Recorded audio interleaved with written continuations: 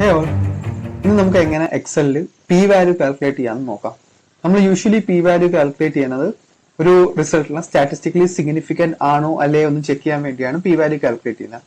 എക്സലിൽ രണ്ട് രീതിയിൽ P value calculate ചെയ്യുക. ഒന്ന് ഫംഗ്ഷൻ മെത്തേഡ് യൂസ് ചെയ്ത് ഏതെങ്കിലും ഒരു ഫംഗ്ഷൻ യൂസ് ചെയ്ത്, അഥവാ ആഡ് ഓൺ ഒരു ആഡിങ് യൂസ് ചെയ്തും ചെയ്യാൻ പറ്റും.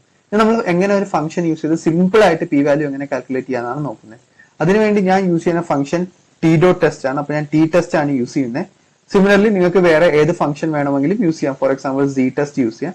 അല്ലെങ്കിൽ ഞാനിപ്പോ ടി ടെസ്റ്റ് യൂസ് ചെയ്തു. അതിൽ അറേ 1 ലോക്ക് ചെയ്യണം. 7 വേ അറേ 2 സെലക്ട് ചെയ്യുക. എന്റെ അറേ 2 ഞാൻ സെലക്ട് ചെയ്തു. ഇനി ഞാൻ സെലക്ട് ചെയ്യുന്നത് 1 tailed ആണോ 2 tailed ആണോ എന്ന്. അപ്പൊ എന്റെ കേസിൽ ഇതൊരു 2 tailed ടെസ്റ്റ് ആണ്. അപ്പൊ ഞാൻ 2 tailed എടുത്തിരുന്നു. സെയിം വേ ഇതിൽ 1 2 3 ഉണ്ട്. പെയർ 2 സാമ്പിൾ ആൻഡ് 2 സാമ്പിൾ ആണ് ഈക്വൽ. എന്റെ പെയർ 2 സാമ്പിൾ ഈക്വൽ ആണ്. ഞാനത് സെലക്ട് ചെയ്തു. ഇപ്പൊ വാല്യൂ നോക്കുകയാണെങ്കിൽ 0.27